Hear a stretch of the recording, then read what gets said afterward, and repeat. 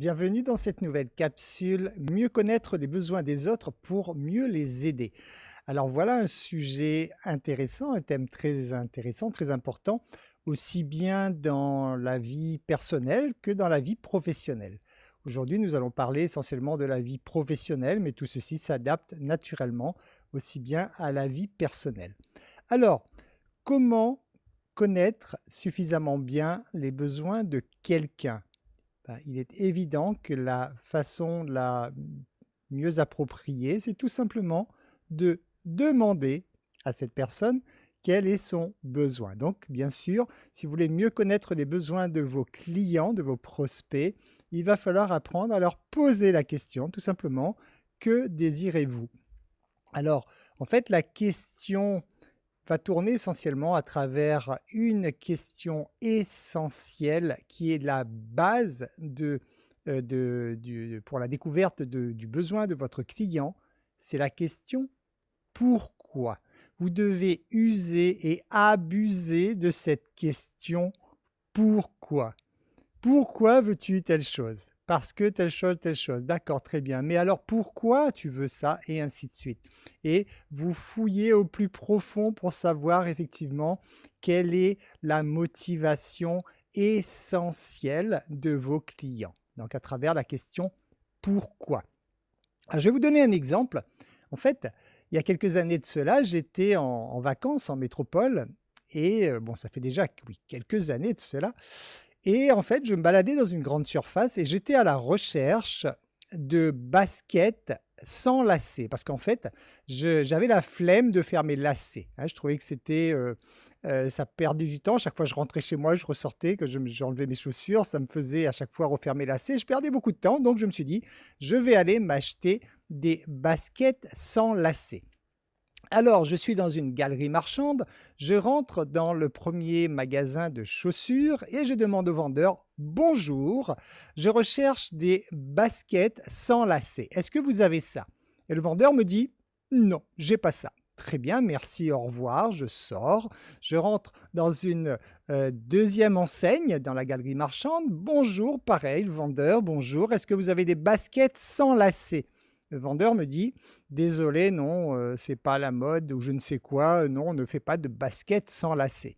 Merci, au revoir, je entre dans une 3e enseigne, je repose la même question et j'ai la même réponse. Je commence à me décourager, je dis: «Mince, mais ça n'existe pas ce que je recherche» et puis j'entre dans une 4e enseigne et je repose la question au vendeur: «Monsieur, bonjour, est-ce que vous avez des baskets sans lacets?» Et là, enfin, je tombe sur, selon moi, un vrai commercial et ce monsieur me dit: «Monsieur, pourquoi recherchez-vous des baskets sans lacets?» Ah! C'est la première fois qu'on venait de me poser la question. Pourquoi? Bah, je lui dis tout simplement parce que je n'aime pas faire mes lacets, ça me fait perdre du temps et je n'aime pas ça, donc c'est pour ça que je veux des baskets sans lacets. Et ce monsieur me répond: «Mais nous avons plein de baskets où vous n'avez pas besoin de défaire vos lacets. Ils ont des lacets, mais vous n'avez pas besoin de les défaire parce que ça s'enfile tout simplement sans défaire vos lacets». Et là, j'étais heureux comme tout parce qu'en fait, ce n'était pas des baskets sans lacets que je recherchais. Je cherchais une solution facile pour retirer et mettre mes baskets. Tout simplement parce que les lacets ne me dérangeaient pas en fait. C'était juste le côté pratique. Et ça, c'est super important de le comprendre par rapport à vos clients, par rapport à vos prospects. Parce que souvent, vos prospects recherchent une solution. Ils ne recherchent pas une technique, un moyen, ils recherchent une solution. Et pour cela, justement, osez poser cette question pourquoi. Dans mon cas précis, je peux vous assurer que j'ai respecté ce vendeur et j'ai pris conscience justement que là, j'étais face à un vendeur qui était formé, qui connaissait son métier justement, parce qu'il m'a posé cette question pourquoi. Donc lorsque des gens viendront vers vous ou qui vous diront tout simplement: «Je ne suis pas intéressé par votre offre, ce que vous me proposez ne m'intéresse pas», au lieu de dire: «Merci, au revoir», naturellement, ayez le réflexe de dire: «Très bien, merci de m'avoir écouté. Pouvez-vous me dire pourquoi mon offre ne vous intéresse pas?» Et là, vous allez très souvent désamorcer complètement parce que vous allez prendre conscience que soit votre client vous a mal compris, soit vous n'avez pas présenté votre activité ou votre produit, votre service sous un angle qui intéressait votre prospect. Et donc, en posant cette question du pourquoi, vous allez tout de suite pouvoir creuser et aller chercher les raisons profondes de votre client, donc soit de vouloir acheter, mais souvent c'est plutôt donc pour les raisons profondes de ne pas vouloir acheter en tout cas. Alors, autre exemple, par exemple, imaginons que chez vous, vous ayez des souris chez vous, d'accord? Et que vous dites, bon, je vais aller acheter une tapette à souris. C'est peut-être pas une tapette à souris que vous recherchez. Donc, si vous arrivez et que vous demandez pareil au vendeur ou au quincaillier, je recherche des tapettes à souris, on va vous orienter vers des tapettes à souris. Mais peut-être que si le vendeur vous demande pourquoi voulez-vous une tapette à souris, vous pourriez dire, mais c'est tout simplement parce que j'ai des souris chez moi. Et là, le vendeur pourrait vous dire, mais en fait, on a bien mieux que ça, monsieur. On a la possibilité d'avoir un petit appareil à ultrasons, par exemple, je vous dis un peu n'importe quoi. Et avec cet appareil, en fait, les souris ne vont pas du tout s'approcher de votre maison. Donc, vous n'aurez même pas à retirer la souris, vous n'aurez pas à avoir la souris morte chez vous, etc. Donc, c'est encore mieux, en fait, que la solution que recherchait votre client. Donc, pensez vraiment, la clé pour connaître les besoins de vos clients, c'est de poser cette question « pourquoi ?» Et je l'ai dit, usez et abusez de l'utilisation de ce « pourquoi ?» Donc la personne, je me répète, la personne ne recherche pas ne recherche pas un moyen, pardon, elle recherche une solution. Elle veut solutionner son problème. Quels que soient les moyens que vous allez lui apporter, a aucune importance. Ce qui est important pour elle, c'est qu'elle ait des solutions à son problème. Alors, autre chose importante pour aider, pour répondre aux besoins des autres, c'est en fait d'aider les autres uniquement. Alors là, on est de façon un peu plus large, on sort du côté business, on est de façon plus large dans la vie de tous les jours. Vous aidez quelqu'un à partir du moment où il y a une demande de sa part. Ça, c'est très important de le concevoir. Souvent, les gens ont tendance à vouloir jouer au justicier en arrivant dans la vie des autres en disant poussez-vous, c'est moi le sauveur, c'est moi qui arrive, je vais régler votre problème. Mais en fait, si l'autre ne vous a rien demandé, ce que vous identifiez comme un problème n'est peut-être pas un problème pour lui. Donc il faut absolument que le problème soit identifié par la personne elle-même. Vous pouvez poser des questions éventuellement pour que la personne prenne conscience de son problème. Et une fois qu'elle a pris conscience de son problème, vous pouvez lui proposer donc votre aide. Et à ce moment-là, c'est la personne qui va vous demander votre aide. Mais s'il n'y a pas de demande de la part de la personne, je me répète, là c'est surtout dans le cas de la vie en général, dans la vie de tous les jours, ne cherchez pas à résoudre un problème chez quelqu'un si cette personne ne vous a rien demandé. Parce que ce que vous identifiez comme un problème, peut-être que ce n'est pas tout simplement un problème pour elle. Ensuite, n'imposez jamais votre solution. Une fois que le problème est identifié, une fois que vous avez la solution dans les mains, n'imposez pas votre solution. Une fois de plus, lorsque vous imposez des conseils ou votre solution, vous allez priver la personne face à vous de ce qu'elle a de plus précieux, c'est-à-dire de sa liberté de choisir. À ce moment-là, cette personne va se braquer, elle va se refermer et elle ne va pas vouloir de votre solution. Donc, au lieu d'imposer votre solution, vous préconisez une solution. Voilà, vous pourriez dire à cette personne, par exemple, tiens, pour le problème que vous m'identifiez, en fait, j'ai une solution que je peux vous proposer. Voilà, je vous propose telle chose ou je vous présente telle chose. Sous-entendu, vous en ferez ce que vous voudrez. Moi, je fais juste mettre ces informations à votre disposition et c'est vous qui choisirez en fait si ça vous convient ou pas. La décision doit toujours venir de la personne elle-même. Quelquefois, il y a des commerciaux qui forcent le terrain, hein, vous le savez, hein, qui forcent le passage, hein, parce qu'ils ont une personnalité un peu convaincante ou quoi que ce soit. Ils arrivent à arracher, comme on le dit, une signature Sauf que dès que la personne a un moment de répit, dès qu'elle a un moment de recul, cette personne revient sur sa décision parce qu'elle se rend compte en fait que la décision, ce n'est pas elle qui l'a prise, mais c'est le commercial en fait qui a forcé et qui a joué de son influence pour décrocher une signature. Donc ne faites jamais cela, bien sûr. Il faut que la personne qui s'engage, il faut que ce soit une décision qui vienne d'elle-même naturellement. Évitez également d'être, trop sûr de vous. Généralement, je vous dis: «Ayez confiance en vous», bien sûr, mais évitez d'être trop sûr de vous sans écouter votre interlocuteur.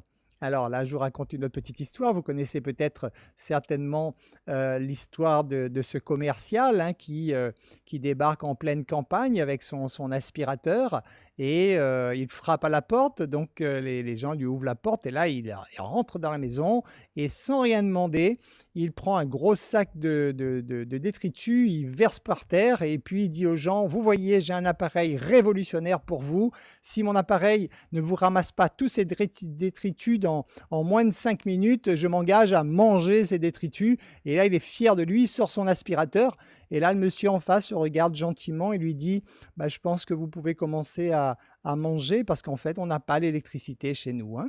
Voilà, donc ça, c'est un cas où vous comprenez bien que d'imposer une solution sans même chercher le besoin du client, ça ne sert strictement à rien parce que vous pourriez passer complètement à côté de la plaque dans votre activité, par exemple, si vous êtes dans une activité de marketing de réseau. Cherchez bien, vous savez qu'il y a plusieurs sources de motivation et à vous de bien chercher effectivement qu'est-ce qui motiverait votre prospect à vous rejoindre et non pas déballer toute une liste si ça ne correspond pas à ce qu'il recherche. Point extrêmement important pour comprendre l'autre, c'est de se mettre à la place de l'autre toujours. Et là, donc, on est sur le concept de l'empathie. L'empathie est essentielle pour pouvoir comprendre l'autre. Vous devez absolument pouvoir vous mettre à la place de l'autre sans aucun jugement, sans vos valeurs propres, sans rien de tout cela. Vous devez vraiment vous mettre à la place de l'autre. Un de mes formateurs en hypnose me dit souvent que lorsqu'il fait des thérapies, dans la même journée, il est à la fois musulman, chrétien, athée, il est tout parce qu'effectivement, pour pouvoir comprendre son client, il doit se mettre automatiquement à la place du client. Donc ça, c'est la base de la relation avec l'autre, c'est la base de la communication avec l'autre, se mettre à la place de l'autre en oubliant complètement le temps d'un instant qui nous sommes pour mieux comprendre ce qui correspond mieux aux besoins de notre client. Il est important également d'observer l'autre. Donc de questionner est une chose, mais il est important également de l'observer. Pourquoi observer en fait? On a l'exemple de Henry Ford. Lorsque Henry Ford a construit les voitures, en fait, et qu'il a questionné les gens autour de lui pour savoir ce que les gens voulaient, les gens répondaient: «On veut des chevaux plus rapides». Et Henry Ford, s'il s'était limité à cette question pour identifier les besoins de ses clients, il aurait cherché une solution pour faire que les chevaux courent plus vite. Mais en fait, ce n'est pas des chevaux plus rapides que les gens voulaient à l'époque. Ils voulaient pouvoir se déplacer plus rapidement. Ce n'est pas la même chose. Et ce qui lui a permis justement d'inventer l'automobile parce qu'il a bien cerné le besoin du client. On a également la société Philips, le fabricant d'électroménagers, de télévision, etc. Philips aussi, pendant longtemps, fabriquait des cafetières. Et Philips a voulu observer ses clients. Donc, lorsqu'il posait la question à ses clients, êtes-vous satisfait de nos cafetières? Les gens répondaient oui. Donc, Philips aurait pu s'en arrêter là en disant: c'est bon, mes clients sont satisfaits de mes cafetières, donc c'est bon, je n'ai rien à bouger. En fait, Philips s'est mis à observer ses clients. Donc, des commerciaux, enfin des ingénieurs se sont déplacés sur place, à la demande des clients bien sûr, et ils ont observé l'utilisation de la cafetière. Et là, ils se sont rendus compte qu'en fait, à chaque fois que les gens utilisaient la cafetière, ils devaient passer une espèce de... Enfin, ils passaient une cuillère à l'intérieur pour récupérer tous les résidus, hein, Là, le mot m'échappe, hein, puisque nous n'avons pas ça à l'île de la Réunion. Donc tout le tartre, en quelque sorte, hein, qu'il y a dans l'eau, bah, ça se regroupait au milieu de la cafetière et il devait prendre une cuillère pour le retirer. Et à ce moment-là, les gens de Philippe se sont demandé: «Mais ça ne vous dérange pas de faire ça?» Les gens disent: «Ben non, de toute façon, il faut le faire, on le fait». Et à ce moment-là, donc Philips a inventé une cafetière qui récupérait automatiquement ces résidus, ce qui fait que les gens n'avaient plus à le faire après. Donc, en allant plus loin, donc pensez d'abord à écouter vos clients, bien sûr, mais en allant plus loin, observez vos clients. Par exemple, si vous êtes dans un marketing de réseau, observez de temps en temps comment vos clients ou vos partenaires plutôt, hein, puisque c'est le terme qui convient mieux, comment vos partenaires utilisent les outils que la société mère et vous-même mettez à leur disposition. Peut-être qu'ils les utilisent mal, peut-être qu'ils ont un gros potentiel dans les mains, mais ne sont même pas informés, ne sont même pas au courant. Et juste de faire ça pourra effectivement changer complètement la vie de votre partenaire et en même temps contribuer naturellement à l'évolution de votre business. Prenez également pour habitude d'ouvrir votre esprit. C'est la base du développement personnel. Ouvrir son esprit veut dire en fait que tout est possible.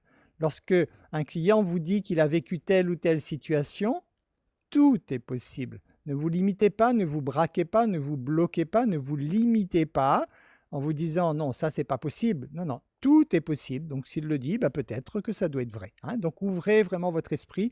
C'est en ouvrant votre esprit que vous trouverez de nouvelles solutions. C'est en ouvrant votre esprit, en écoutant vraiment votre client que vous pourrez trouver donc de nouvelles façons de faire, de nouvelles façons qui contribuent à améliorer la vie de votre prospect ou de votre client.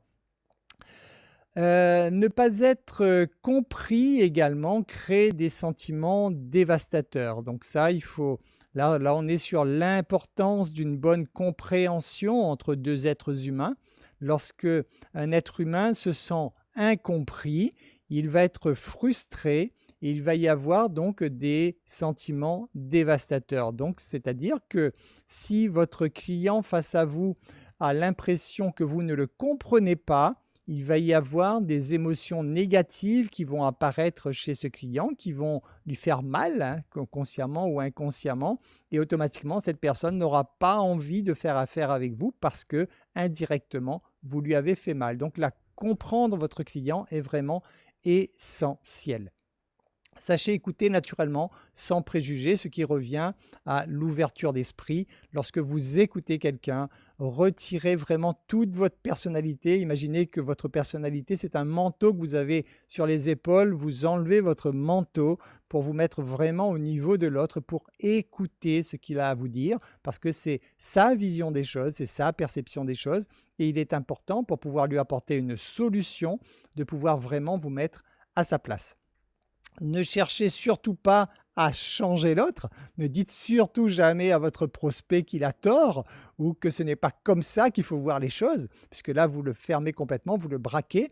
Partez toujours dans le sens que vous êtes d'accord avec lui. Ceci dit, et là, vous pouvez argumenter, vous, sur ce que vous avez à dire, mais partez toujours de « je vous comprends » ou alors « je suis d'accord avec vous ». Par exemple, si les gens vous disent, je ne sais pas, dans le marketing de réseau, j'en ai déjà fait 5 ou 6 et à chaque fois, il s'est passé telle chose, donc je n'en veux plus. Première chose de votre part, c'est d'accord, très bien. Alors je vous comprends, ou alors je suis d'accord avec vous.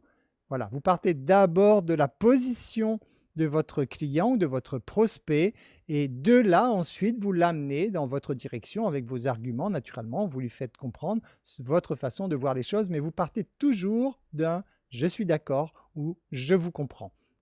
Rappelez-vous que vous ne pouvez changer personne, puisque la seule personne que vous pouvez changer, c'est vous-même. Apprenez également à détecter son canal sensoriel. C'est important dans la communication. Donc là, on parle un peu de PNL. C'est loin d'être ma tasse de thé, mais bon, on va en aborder parce que quand on parle de communication, il faut parler quand même d'un peu de PNL.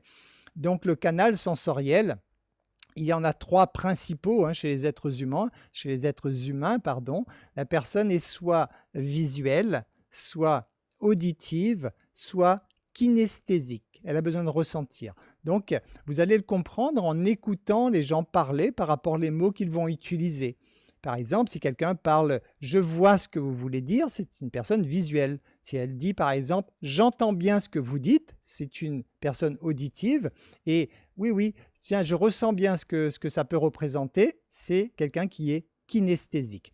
Et pour bien communiquer avec une personne, vous devez donc utiliser son canal sensoriel. Si elle est visuelle, vous devez parler avec un langage de visuel, auditif, kinesthésique, etc. Donc chaque canal, vous devez adapter votre langage au canal sensoriel de la personne, sinon les informations que vous allez lui transmettre vont rebondir sur elle et ne vont pas donc porter les fruits. Donc le canal sensoriel, important de pouvoir le distinguer. Vous avez une autre façon plus rapide pour distinguer le canal sensoriel de quelqu'un, en fait, c'est vous avez juste à amener la personne à une réflexion, c'est-à-dire à vous lui poser une question qui l'oblige à aller chercher dans sa mémoire.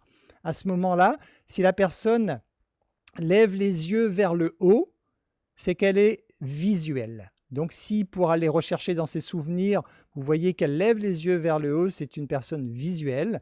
Si ses yeux restent au niveau à l'horizontale, donc au niveau des oreilles, c'est une personne auditive. Et si elle baisse les yeux vers le sol pour réfléchir, pour rechercher dans sa mémoire, c'est une personne qui est kinesthésique. Voilà. Donc ça, c'est beaucoup plus rapide souvent que de surveiller les mots utilisés, etc. Juste ça. Et ça, c'est instinctif. La personne ne peut pas tricher face à vous puisque vous l'amenez tout de suite instinctivement à aller rechercher dans ses souvenirs. Et c'est un geste instinctif. Ça vous permet déjà donc tout de suite de savoir quel est son canal sensoriel. Votre interlocuteur doit être au centre de la discussion, bien sûr, hein, et non pas vous. Lorsque vous discutez avec quelqu'un, vous devez lui parler de lui, pardon, hein, pas de vous. Vous parlez toujours de l'autre personne, vous la mettez au centre de la discussion.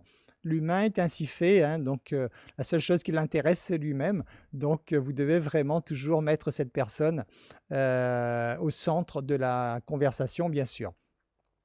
Soyez attentif lorsque vous communiquez, soyez attentif donc à ses émotions et à ses sentiments.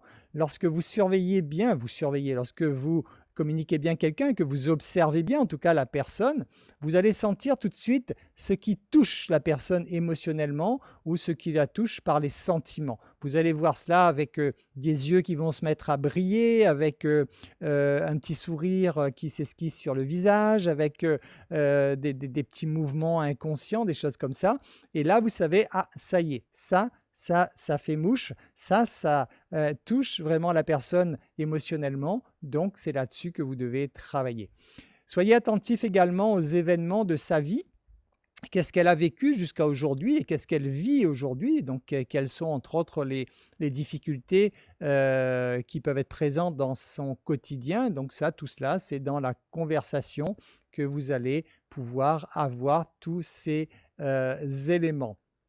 Alors, comprenez l'autre également, comprenez votre interlocuteur par ses actes et non pas par ses paroles. Parce qu'à travers les paroles, les gens peuvent vous mentir, ils peuvent vous raconter des bobards. Par contre, lorsque vous pouvez observer leur façon d'être, leur façon de faire réellement dans leur vie de tous les jours, là, vous êtes sûr qu'il s'agit vraiment des valeurs profondes de la personne, puisque là, à travers ses actes, il n'y a pas de mensonge possible. Vous pouvez également identifier quelqu'un à travers donc, les blessures, hein. Vous savez qu'il y a des tests de personnalité qui existent. Personnellement, je préfère utiliser le concept des blessures qui, selon moi, ne ment pas. Le principe des blessures, c'est tout simplement, c'est que vous savez qu'il y a 5 blessures principales chez l'être humain et chaque blessure engendre un type de personnalité. Par exemple, celui qui va avoir une blessure de trahison, dans la vie, c'est quelqu'un qui va vouloir contrôler. Donc, juste pour savoir, vous savez que si la personne, elle est dans le contrôle, elle veut contrôler sa vie, elle veut contrôler les autres, elle veut contrôler ses résultats, elle veut tout contrôler, ça cache une blessure de trahison. Hein, c'est juste pour le savoir, après à vous de voir comment vous rebondissez là-dessus, mais déjà juste pour le savoir. Vous avez ensuite la blessure du rejet, c'est quelqu'un qui va être dans la fuite. Lorsque La personne vous explique que dans la vie, elle préfère laisser tomber, elle préfère changer d'endroit, elle préfère partir. Donc, toute forme de fuite. Ça peut être aussi une fuite au niveau de la drogue, l'alcool, les jeux électroniques, etc. Tout ce genre de fuite cache une blessure du rejet. Vous avez ensuite la blessure d'abandon. C'est quelqu'un qui va être dépendant. Quelqu'un qui a une blessure d'abandon, c'est quelqu'un qui va beaucoup s'attacher aux gens, aux situations, aux biens matériels, etc. Donc, toute forme de dépendance, ça cache donc une blessure d'abandon. La blessure d'humiliation, c'est quelqu'un qui va être masochiste, c'est-à-dire qui va trouver du plaisir dans la souffrance et qui va vous dire que la vie, elle est dure, elle est comme ça, mais il faut en souffrir pour y arriver. Masochiste. Là, c'est quelqu'un qui cache une blessure d'humiliation. Et la blessure d'injustice, pour savoir si la personne face à vous elle a une blessure d'injustice, c'est tout simplement quelqu'un qui est rigide, qui est carré, qui est très à cheval sur les principes. Les choses sont comme ça, elles ne sont pas autrement. Là, ça, c'est quelqu'un qui a une blessure d'injustice. Voilà, donc ça c'est juste pour que vous puissiez identifier par rapport aux blessures, par rapport à la personne qui est face à vous, quelles sont les blessures principales de ces personnes. Libre à vous ensuite de voir comment vous pouvez rebondir. Par exemple, si vous savez que la personne elle a une blessure d'injustice, hein, donc elle est très carrée dans la vie, vous allez éviter de lui faire de lui faire dire en tout cas que telle situation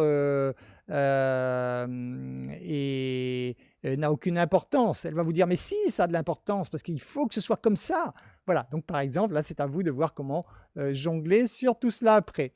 Voilà, c'est la fin de cette capsule de cette journée. J'espère que ces informations vous auront été utiles et qu'elles pourront vous aider à mieux communiquer, aussi bien dans votre business que de communiquer avec les autres.